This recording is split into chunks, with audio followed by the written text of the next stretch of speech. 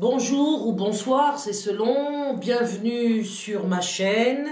Je voudrais aujourd'hui évoquer un point d'actualité extrêmement crucial pour les familles, en particulier pour les enfants âgés d'au moins 3 ans, puisque le gouvernement vient d'annoncer il y a quelques jours qu'il abaissait la scolarisation obligatoire à l'âge de 3 ans. Nous allons donc passer dans les textes de l'âge de 6 ans à l'âge de 3 ans, sachant, et Macron d'ailleurs l'a très bien exprimé, qu'il ne s'agit pas de scolarisation à proprement parler obligatoire, mais d'instruction obligatoire. Donc Macron a bien pris soin de faire la différence. Pourquoi? Eh bien parce que cette nouvelle disposition gouvernementale ne change pas le fond de l'affaire, à savoir que l'école n'est pas obligatoire, puisque constitutionnellement l'instruction en famille est une possibilité offerte aux parents de garder leurs enfants à la maison et de les instruire eux-mêmes.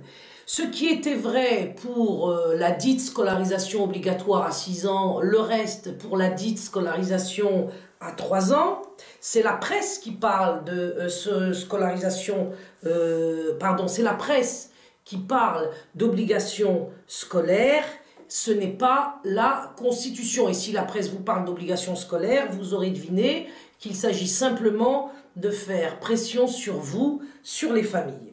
Alors, qui dit obligation scolaire, comme on vient de le voir, dit en fait obligation d'instruction, mais qui dit obligation d'instruction dit forcément socialisation précoce. L'enfant de 3 ans, à notre avis, n'a pas besoin d'apprendre à cet âge quoi que ce soit de scolaire, mais il est en âge qu'on lui laisse tranquille afin qu'il puisse jouer et se sentir en sécurité. Jouer et se sentir en sécurité, c'est quand même au sein du foyer familial qu'il pourra le plus être lui-même en sécurité en effet, et sans avoir à se soumettre à des règlements, à des programmes, et surtout à un encadrement qu'il ne connaît pas, et qui nous semble, jusqu'à nouvel ordre, trop petit pour se lancer dans l'aventure. Malheureusement, le gouvernement Macron, une sorte de gouvernement socialiste prolongé, vient de décider que l'enfant de 3 ans aujourd'hui irait obligatoirement à la maternelle, si tant est que les parents se laissent avoir par ce coup de pression, pour parler vulgairement. Donc, je vous le disais, l'enfant de 3 ans, en vérité, aurait beaucoup plus intérêt à rester près de sa mère, si sa mère est effectivement disponible pour le garder à la maison, pour la bonne raison que plus un enfant est choyé petit par sa mère et par les siens, et plus il est fort et solide quand il est grand, et plus il peut affronter les épreuves de l'existence à l'âge adulte. Évidemment, la propagande officielle, elle, prétend exactement le contraire. Il semblerait que l'autonomie, d'après cette propagande, serait garantie aux enfants ayant quitté le foyer familial très tôt. Il faut savoir que c'est totalement faux, puisque c'est exactement le contraire. D'autre part, on imagine bien que ces journées d'école obligatoires dès 3 ans sont épuisantes pour les petits et que le repos qu'ils pouvaient trouver à la maison, pour ceux que les mamans avaient choisi de garder près d'elles jusqu'à l'âge de 6 ans, eh bien ce repos ne sera plus à l'ordre du jour pour les petits Français ou les petits scolarisés en France à partir de la rentrée 2019. Cette absence de repos, cette obligation de se soumettre à un emploi du temps, je dirais, d'adulte, est évidemment extrêmement dommageable pour le développement et l'épanouissement et la sécurité psychologique de nos enfants, quoi qu'en dise la propagande. Ensuite, il faudra faire attention au fait que qui dit obligation scolaire dit évidemment, j'en ai souvent parlé, exposition précoce aux méthodes globales qui conduisent à l'échec scolaire. C'est en année de maternelle, les années précédentes nous l'ont prouvé, que la méthode globale est mise en place dès la 3e année. Cette méthode globale dont je ne vais pas parler aujourd'hui, mais qui garantit effectivement un certain nombre de dysfonctionnements dans les enseignements et les apprentissages et qui va jusqu'à remplir des wagons entiers d'illettrés, puisque nous avons maintenant depuis plusieurs décennies, au moins depuis le début des années 90, 200 000 adolescents de 16 ans qui sont exclus chaque année du système scolaire sans qualification, et c'est à cause de ces méthodes globales sur lesquelles j'aurai certainement l'occasion de revenir et de revenir encore et toujours. Ce sont certainement ces méthodes globales qui sont à l'origine de ces échecs scolaires, de tous ces dysfonctionnements qu'on appelle dysorthographie, dyslexie, et j'en passe, mettant ces échecs sur le dos des enfants et sur le dos des familles, alors qu'en vérité, la responsabilité en incombe entièrement à l'éducation nationale, qui depuis, je le disais tout à l'heure, la loi d'orientation de Jospin de 1989 conduit les enseignants à ne plus exister véritablement à l'intérieur des classes, puisque dans cette loi d'orientation de 1989, la problématique de la transmission des connaissances a été mise à la porte. Je reviendrai, je suis déjà revenu souvent sur cette question, mais inlassablement, je le ferai tant qu'il me restera, si je puis dire, un filet de voie. Donc, obligation scolaire, donc exposition précoce aux méthodes globales, avec son lot d'échecs et son lot d'illettrisme qui conduit à la désintégration de cette jeunesse, incapable ensuite de trouver évidemment sa place dans la société, qui est alors devenue pour ces jeunes un endroit de rejet. Obligation scolaire, ça veut dire aussi sexualisation précoce. Nous en avons effectivement souvent parlé. Vous allez donc, et nous le savons depuis maintenant de nombreuses années, on nous a dit que nous mentions. Plus le temps passe et plus se confirme tout ce que nous avons malheureusement annoncé, qui est en cours dans les programmes et dans les classes de plus en plus petites de nos enfants, puisqu'il est aujourd'hui en débat et envisagé concrètement dans certaines écoles de mettre en place l'éducation sexuelle à 3 ans, évidemment. Donc, cette obligation scolaire-là va venir conforter ces cours d'éducation sexuelle dès la maternelle. Et quand je dis conforter, ça veut dire concerner plus exactement tous les enfants de France, si tout le monde se soumet en effet à cette injonction nouvelle du gouvernement, puisque jusqu'à présent, on pouvait tout de même envisager de sauver les enfants de l'institution scolaire avant l'âge de 6 ans. Donc, d'après Didier Dumas, dont j'ai trouvé un article dans le magazine Psychologie, Didier Dumas est un psychanalyste pour enfants. Il a été interviewé, comme je viens de vous le dire, dans le magazine Psychologie. Il est auteur d'un livre dont je ne vous donnerai pas le titre, parce que je n'ai évidemment pas envie de faire de la publicité pour ce monsieur. Ce Didier Dumas nous dit que, en matière d'éducation sexuelle, les écoliers sont informés dès le primaire, mais pour certains psys dont il fait partie manifestement, il juge que cette initiative est trop tardive. Donc vous retrouverez cet article dans le magazine Psychologie sous le titre « Débat, éducation sexuelle à la maternelle, point d'interrogation ». Alors je vais vous lire des extraits de l'interview de Didier Dumas dans ce paragraphe que je fais devant vous concernant le lien qui existe maintenant très clairement entre l'obligation scolaire et la sexualisation précoce. Le journal Magazine demande à Didier Dumas, donc psychanalyste, pourquoi préconisez-vous une éducation sexuelle dès la maternelle? C'est devenu quand même une question désormais officielle. Eh bien, Didier Dumas répond parce que, je cite donc Didier Dumas, la psychanalyse considère que la sexualité humaine se construit entre 3 et 7 ans. 3 et 7 ans. Et que le plein centre de l'Oedipe, qui à mon avis, Oedipe est une notion tout à fait discutable, mais ce n'est pas le sujet de ma vidéo d'aujourd'hui, que le plein centre de l'Oedipe, c'est-à-dire l'âge où l'enfant intègre cette sexualité, où les fantasmes sexuels se construisent, figurez-vous, ça se situerait pour lui entre 4 ou 5 ans. Alors il cite ensuite Françoise Dolto, un peu plus loin dans sa réponse, et il nous dit qu'il faut que les enfants comprennent, grâce à l'éducation sexuelle, manifestement, la succession des générations. Parce que durant tous les siècles qui nous ont précédés, eh bien les enfants ne comprenaient pas, n'intégraient pas la succession des générations. Ils ne savaient pas, tant qu'ils n'ont pas eu l'éducation sexuelle préconisée aujourd'hui par nos institutions et nos psychologues et psychanalyses, les générations précédentes ne savaient pas du tout qu'ils avaient un père, une mère, un grand-père, des grands-parents. Ils n'avaient pas la notion, figurez-vous, de la succession des générations. Un veau le sait, mais un être humain ne le savait pas avant cette problématique et cette perspective extraordinaire d'enseigner le sexe à l'école à nos enfants.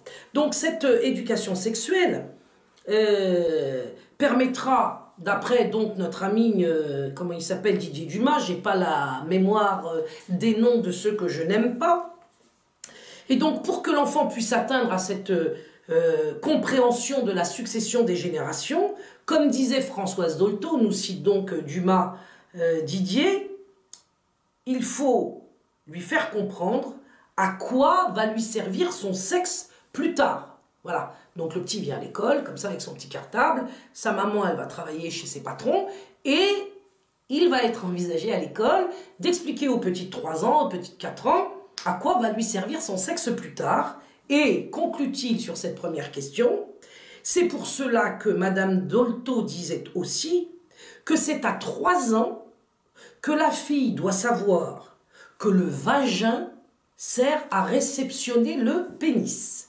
Voilà.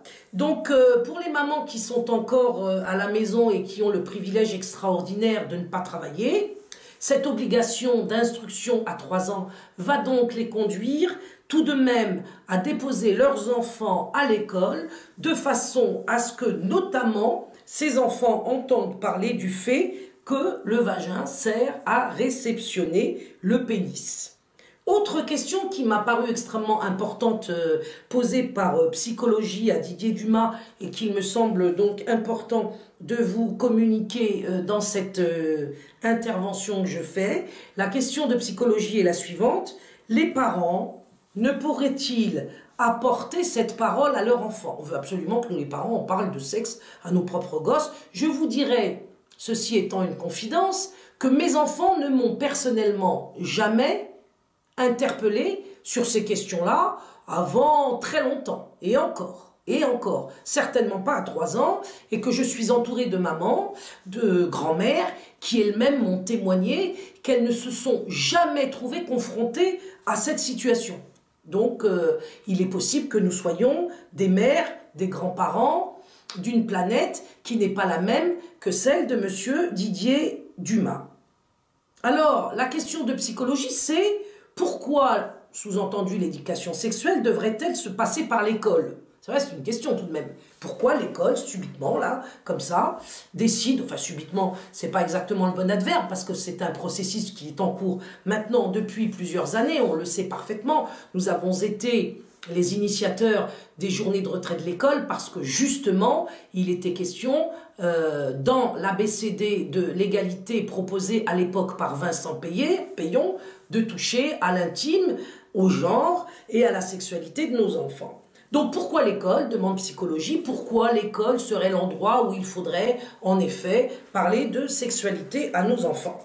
Alors, notre ami Didier Dumas, psychanalyste manifestement réputé un peu tout de même, répond « À l'heure actuelle, je cite Didier Dumas, nous nous occupons énormément de la santé corporelle de l'enfant. » Alors sous-entendu, avant on s'en occupait pas. C'est vraiment absolument incroyable ce mépris que cette génération de psychanalystes, d'institutionnels, d'enseignants, enfin bref, de propagandistes de tout poil, y compris évidemment recrutés chez les journalistes, c'est absolument incroyable de noter, de constater combien ils ont le mépris des générations passées, combien ils sont dans l'ignorance du bien qui se déroulait dans le temps ancien et qui n'a pas été confronté aux situations désastreuses auxquelles aujourd'hui nous, les parents contemporains de cette époque, devons en effet agir pour sauver nos enfants. Alors donc je reprends la réponse de monsieur Didier Dumas, psychanalyste lambda. À l'heure actuelle, nous nous occupons, disait-il, énormément de la santé corporelle de l'enfant, de son alimentation, avant on leur donnait à manger, excusez-moi le terme, de la merde, parce que maintenant on mange mieux avec l'alimentation industrielle, on y reviendra d'ailleurs tout à l'heure, de son hygiène de vie, ce qui est essentiel, avant on le laissait crever sale dans un coin, mais nous négligeons son développement psychique. Ah, il y a quand même une carence à l'époque actuelle, c'est que le développement psychique de l'enfant n'est pas encore pris assez en charge par les parents et les institutions. Et dans ce développement psychique, il ajoute que la compréhension de la sexualité y est centrale. Voyez, le développement psychique de l'enfant a pour centre le développement de sa sexualité. En fait, le sexe est le centre de l'homme, si j'entends bien ce que ce monsieur veut nous dire. Or, c'est aussi, et quand même prudent, le rôle de l'école que de se soucier de cela et de l'expliquer aux parents. Donc nous allons être formés, non pas à la méthode syllabique comme je vous le propose sur mon site mouvement-jre.com pour apprendre à lire et à écrire à vos enfants à cause du fait que la méthode globale, eh bien, commet les dégâts que nous connaissons et l'illettrisme que nous déplorons. Nous n'allons pas être formés, comme je vous le propose, donc à la méthode syllabique pour être les maîtres de nos enfants. Nous allons être formés à être des éducateurs sexuels en même temps que le seront les enseignants, les instituteurs de nos enfants. Alors, il y a une chose qui me paraît extrêmement importante pour clore ce point de l'obligation sexuelle qui est évidemment liée à la sexualisation précoce dans l'école d'aujourd'hui, puisque cette école entend enseigner les questions sexuelles aux enfants les plus petits et manifestement dès 3 ans à la maternelle. Il faut savoir que cette obligation scolaire, non seulement expose vos enfants aux cours d'éducation sexuelle de manière obligatoire, parce que maintenant l'obligation elle est devenue officielle, n'est-ce pas?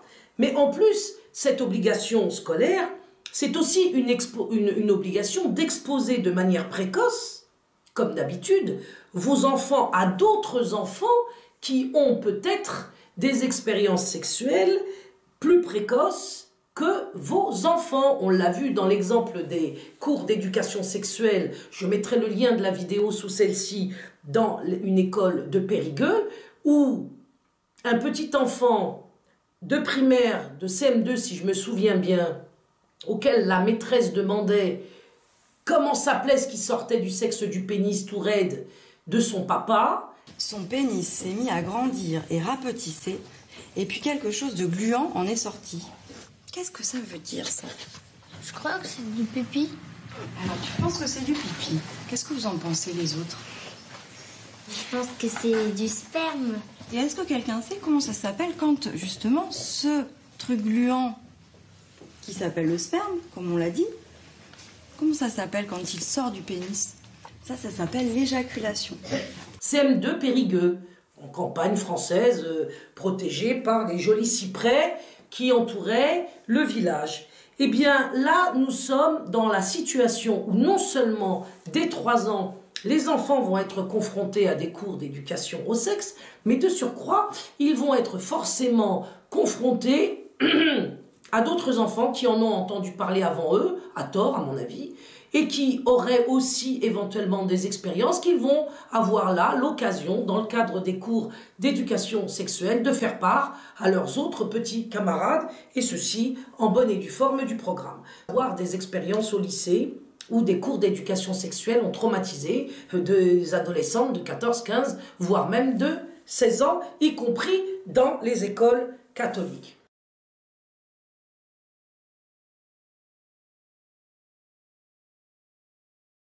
De ce que j'ai pas lu, oui, je sais qu'il y a 2 scènes de viol, dont une sur une mineure. Je crois aussi qu'il y a une tournante dans une cave. À la fin de la pièce, les élèves de 4e ont vu les acteurs nus sur scène. C'est le Goncourt des lycéens il y a quelques années qui s'appelait 1000 ventres et dans lequel il y a une scène ouverte de zoophilie. Je suis horrifiée, choquée, stupéfaite qu'un professeur, face à des élèves de 13 ans, ose regarder sa classe droit dans les yeux et étudier ces passages. Je suis scandalisée. Ces jeunes-là n'ont pas moyen de faire objection de conscience. Ils n'ont pas moyen de dire « Attendez, là, ça viole ma conscience ». Il est devenu très difficile de dire d'une école qu'elle n'est plus catholique, parce que ça nuit au business. Voilà.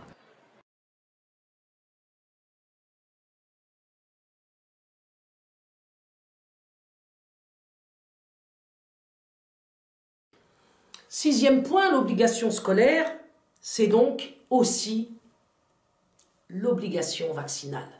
Voilà.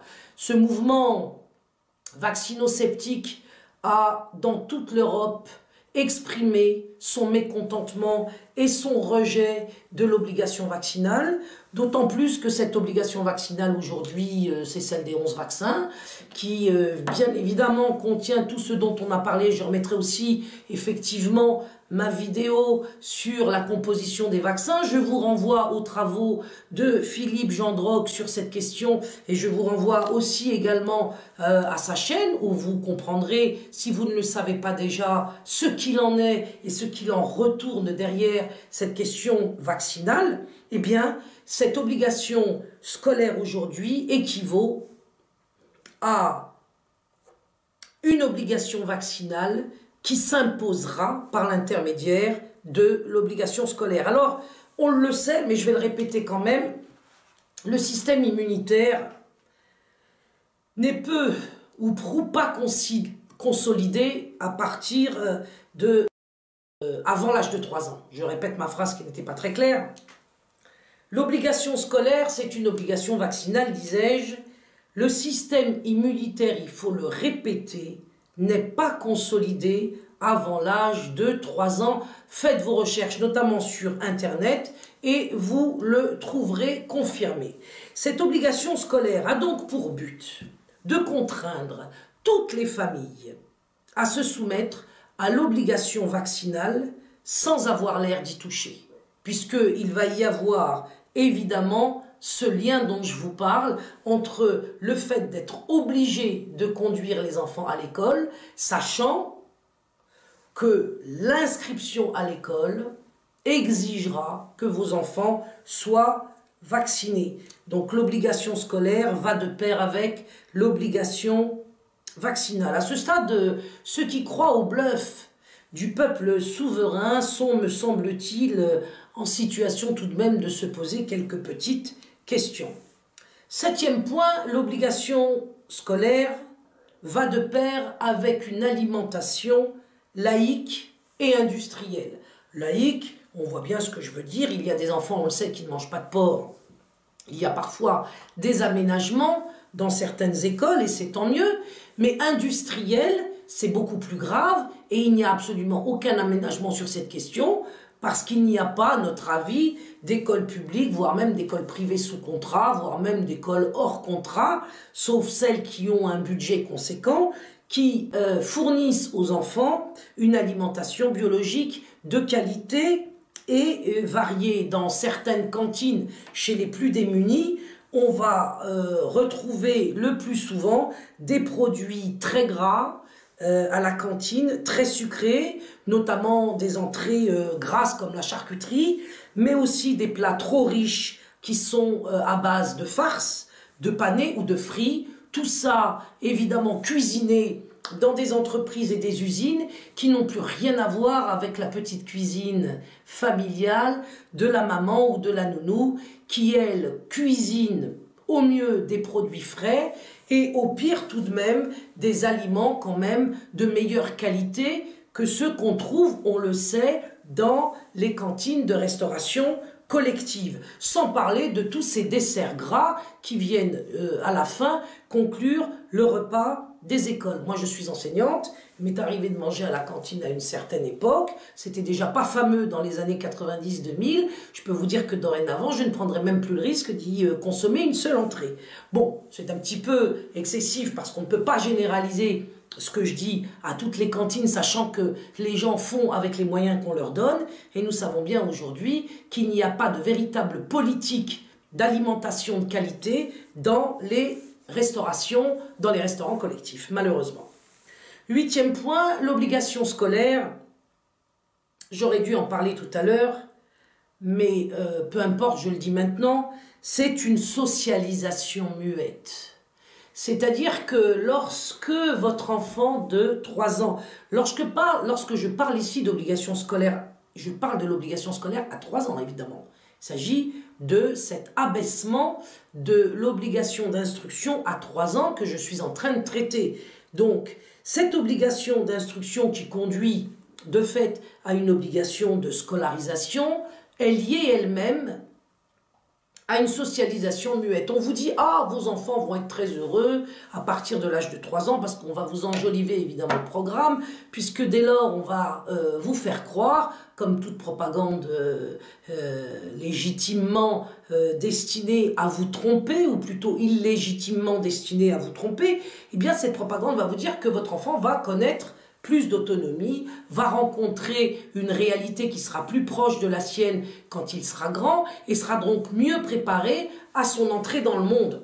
C'est tout à fait le contraire, parce que nous savons par l'expérience des sociétés traditionnelles, mais pas uniquement par des expériences qui sont simplement de l'ordre du vécu des mamans qui jusqu'à présent gardent leurs enfants le plus longtemps possible près d'elles, nous avons vérifié que plus les enfants restaient aux côtés de leurs parents, en particulier de leur mère, évidemment, puisqu'il faut bien que l'un des deux travaille, et on a toujours imaginé que c'était quand même au papa qui ne portait pas l'enfant, qui devait aller chercher donc la nourriture de la mère et de l'enfant. Enfin, maintenant, tout est mis en cause, mais considérons que ce schéma reste valable, puisque c'est tout de même celui qui, pendant des siècles, a perduré, c'est bien qu'il avait quand même une petite valeur, et qu'il était efficace. Eh bien, nous savons que les enfants qui restent le plus longtemps possible, et j'en ai personnellement l'expérience, avec leurs enfants, ont éduqué des adultes parmi lesquels on trouvera les plus forts, les plus solides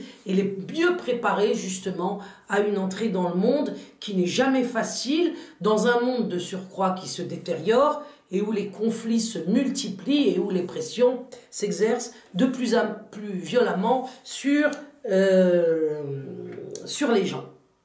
Donc, lorsque on vous raconte que plus vous jetterez votre enfant dans une institution, quelle qu'elle soit d'ailleurs, et mieux il sera préparé à son intégration dans le monde, eh bien sachez que c'est absolument faux et que c'est exactement le contraire qu'il faut penser et vivre. Parce qu'un enfant, dans les jambes de sa mère, c'est un enfant heureux, c'est un enfant sécurisé, c'est un enfant qui peut se reposer, c'est un enfant qui sait qu'il peut compter sur sa famille pour pouvoir justement se construire, cette famille qui ne l'aura pas lâché de manière précoce, trop petit, dans un endroit collectif où il sera perdu, égaré et où il devra se soumettre très tôt à des règles qu'il ne peut pas comprendre et qui pourront la plupart du temps lui faire violence. Alors, de quoi est-ce que je veux parler lorsque je parle d'une socialisation muette? C'est qu'on m'a dit souvent, moi je vais mettre mon enfant à l'école, bon c'est vrai, il y a la théorie du genre, il y a les cours d'éducation sexuelle, il y a plus largement la mise en place et la mise en œuvre de toutes les préconisations de la Déclaration internationale des droits sexuels, mais je saurai ce qui se passe puisque je vais, à la fin de chaque journée, demander à mon enfant comment cette journée scolaire s'est passée et il me répondra. Alors là, il est important, et je vais m'appuyer sur un article du journal Le Point qui interroge en 2017, donc c'est pas en 47, hein, en 2017, en septembre 2017, qui interroge une psy encore, une certaine Angélique Kosinski-Simelière, à laquelle Le Point a demandé, a posé la question suivante. De nombreux parents se plaignent que leurs enfants, qui viennent d'entrer à l'école maternelle ne leur racontent rien, ou presque. Est-ce qu'ils font exprès? Alors déjà, nous avons la confirmation volontaire de leur part. C'est un nouveau milieu, l'école, et il leur faut un petit laps de temps pour intégrer ce nouvel environnement et s'acclimater. Alors de toute façon, il y a déjà une chose qui est fausse, c'est le petit laps de temps, puisqu'on voit des adolescents de 14, 15, 16 ans ne pas raconter leur journée d'école à leurs parents. Donc là, ça veut dire que le petit laps de temps, il peut atteindre 10 ans. C'est quand même assez problématique que de le limiter justement à quelques jours. Il faut, je reprends la citation de Madame Angélique Kosinski-Simelière, il faut qu'ils aient un peu de recul. Quel argument? Ils ont aussi besoin d'avoir leur propre milieu à eux, c'est une invention totale. C'est-à-dire que plus l'enfant est petit, plus son milieu en vérité naturel est celui de sa famille. Et il est absolument faux et abusif de prétendre de manière totalement mensongère que les enfants de 3, 4, 5, 6 ans, voire même de 10 ans, auraient besoin d'un milieu à eux. Quand ils grandissent effectivement vers l'adolescence, nous sommes certains que l'enfant a besoin de commencer à voler de ses propres ailes, mais à l'âge de 3 ans, ce n'est absolument pas le cas, ni à l'âge de 6 ans. La plupart du temps, les enfants de 6 ans aiment beaucoup aussi rester à la maison dans ce cocon qui les protège et où ils sont reconnus avec leurs spécificités et traités selon ces spécificités et non pas soumis à un comportement standard aux critères élaborés par l'État-nation, si vous voyez ce que je veux dire. Alors, il faudrait donc qu'ils aient un milieu à eux, ce qui est une aberration de le dire, ce qui ne veut pas dire en effet que tous les enfants aient ce même besoin au même moment, au même âge, mais on sait que plus ils sont petits, je le répète, et plus ils ont besoin d'être dans un cocon et de vivre dans ce cocon protecteur, ce qui garantira leur autonomie réelle ultérieure qu'adulte, puisque celui qui n'a pas vécu dans ce cocon, justement, lui, est une prochaine victime du monde moderne dans lequel il vit, puisqu'il sera absolument pas capable, justement, la plupart du temps, de se défendre de ce monde moderne, puisqu'il n'aura pas la possibilité d'avoir été élevé et protégé et construire ses armes dans un milieu qui lui était entièrement acquis.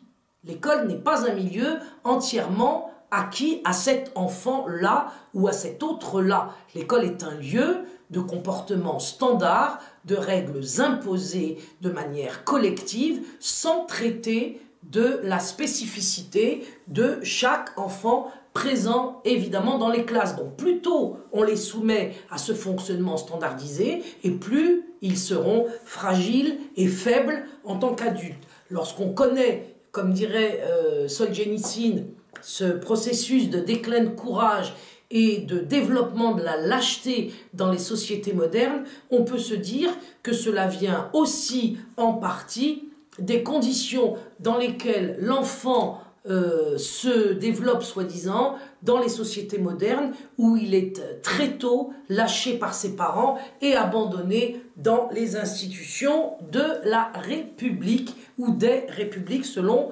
que on se préoccupe de la France ou d'autres pays européens en l'occurrence.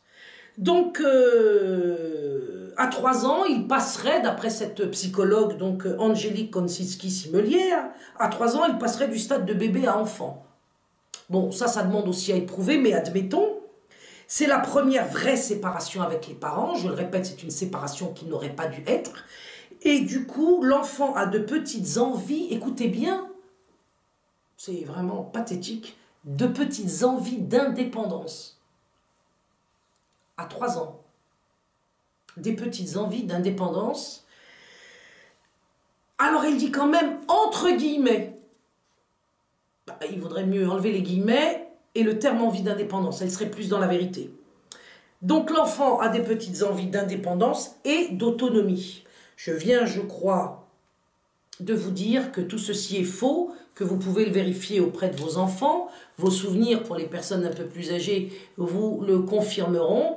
Et puis aussi certaines études sérieuses que vous pouvez trouver sur Internet le développerons avec de nombreux arguments psychologiques, si je puis dire, à l'appui. Deuxième question qui m'a paru extrêmement importante de vous communiquer de la part du journal Le Point à cette psychologue Angélique Kosinski-Simelière, qui est une question fondamentale. L'enfant se souvient-il, demande Le Point, de sa journée? Voici la réponse de la psychologue. Les enfants ont une autre notion du temps que les adultes. Pour eux, le temps est beaucoup plus court. Ils vivent vraiment au moment présent. Du coup, les parents s'étonnent quand ils demandent à leur enfant « Qu'est-ce que tu as fait aujourd'hui ?» et qu'ils répondent « Je ne sais plus. » « Qu'est-ce que tu as mangé à la cantine ?» et qu'il répond encore « Je ne me rappelle plus. » Ça paraît simple comme question pour nous, mais eux sont déjà passés à autre chose. Et puis en petite section, il y a tellement de nouvelles informations à intégrer qu'ils sont obligés de passer de l'une à l'autre très rapidement. Je pense qu'on apprend déjà le zapping à 3 ans à l'école maternelle, c'est tout de même assez effrayant. N'ayant pas assez de stockage, donc on vous dit que les enfants n'ont pas une capacité de stockage suffisante dans leur mémoire, et on les contraint tout de même à ingurgiter, à intégrer de nombreuses informations chaque jour. Donc reprenons le propos de notre psychologue Angélique Kosinski-Simelière. En petite section, disait-elle, il y a tellement de nouvelles informations à intégrer qu'ils sont obligés de passer de l'une à l'autre très rapidement. N'ayant pas assez de stockage dans leur mémoire, ils passent à autre chose. Pour schématiser, dit-elle, ils rangent cette information afin de disposer d'un énorme champ libre pour de nouvelles informations. Ça veut dire qu'ils oublient, en un mot, très simple.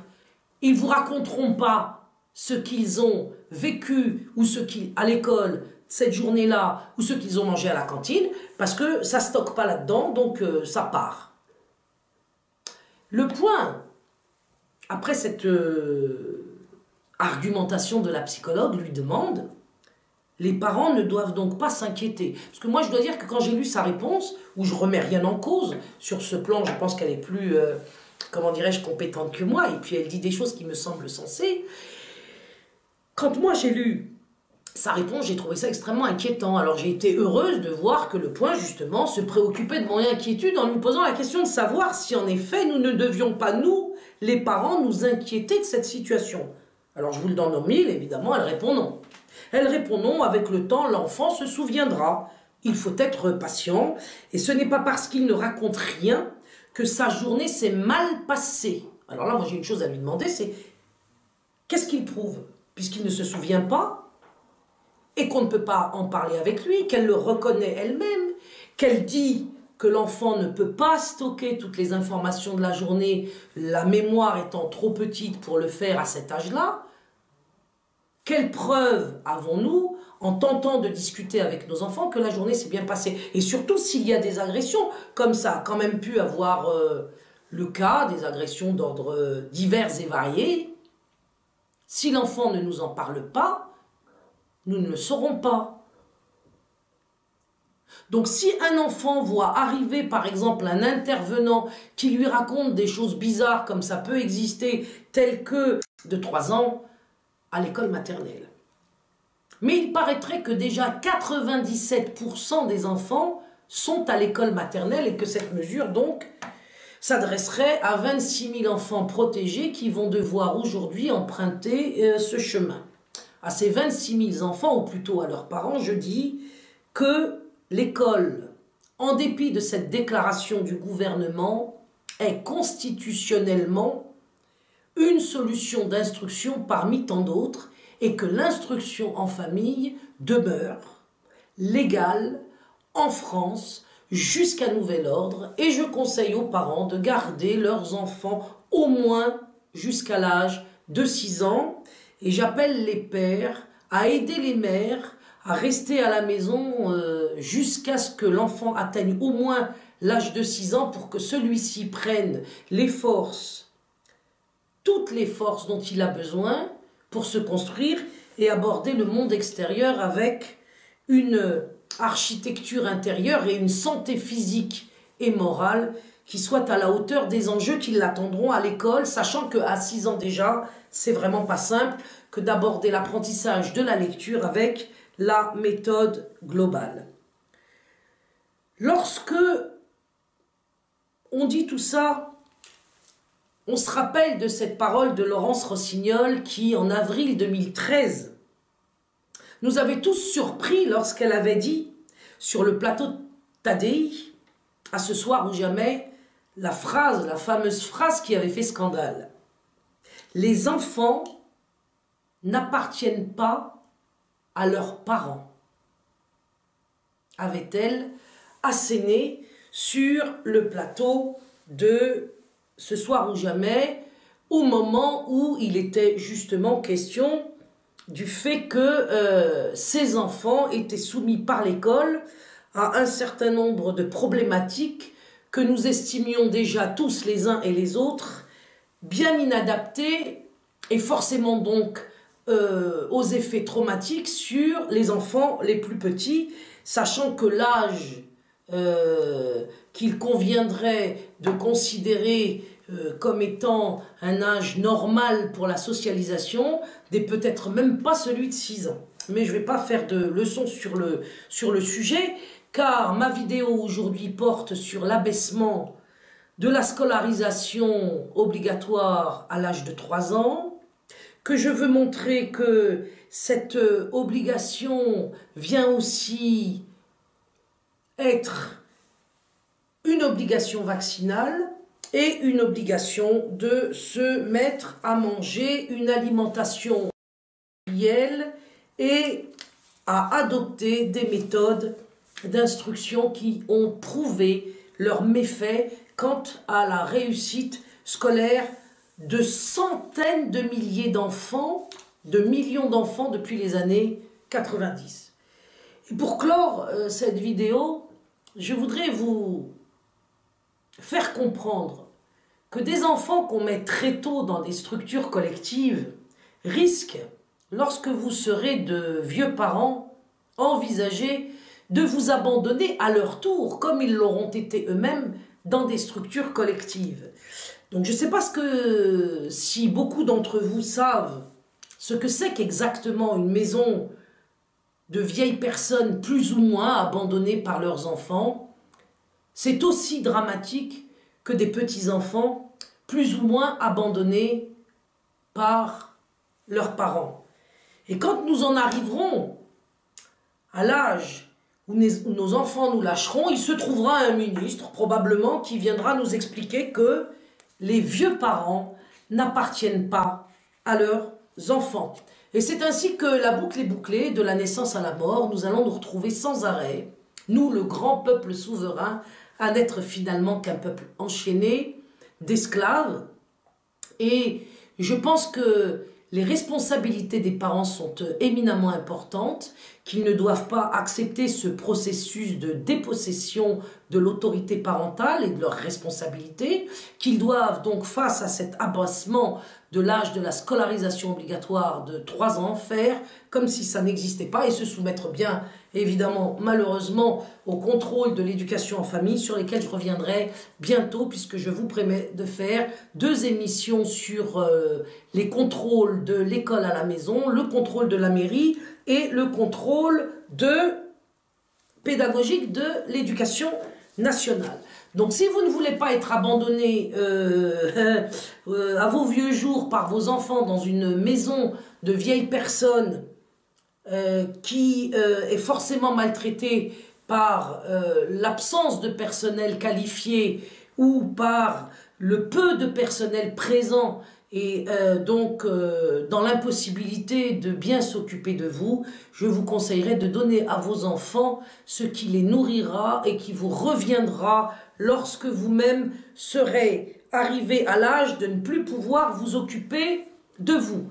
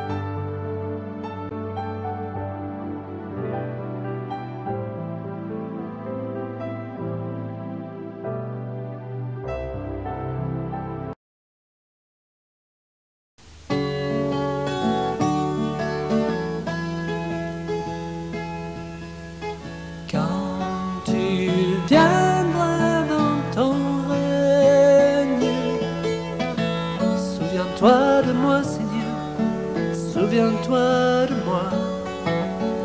Souviens-toi de moi, Seigneur, souviens-toi de moi. Parce qu'ici-bas, Seigneur, je n'ai que toi. Quel autre ai-je au ciel, Seigneur? Quel autre que toi? Et sur la terre, Seigneur, je suis étranger.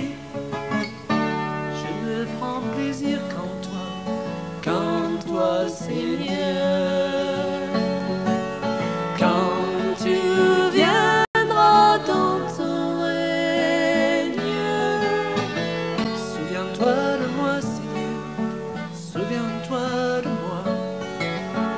Souviens-toi de moi, Seigneur, souviens-toi de moi.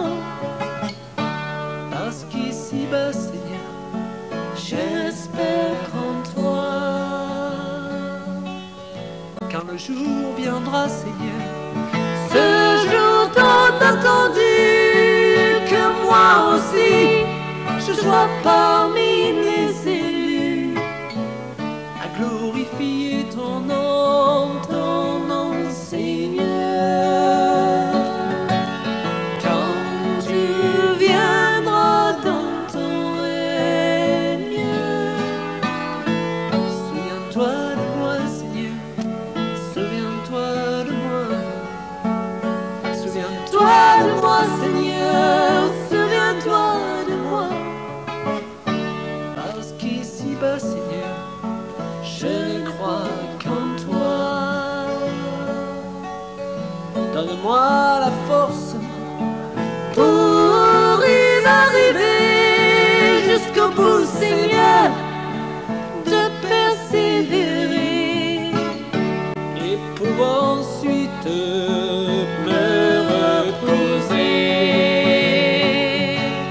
Quand tu viendras dans ton règne,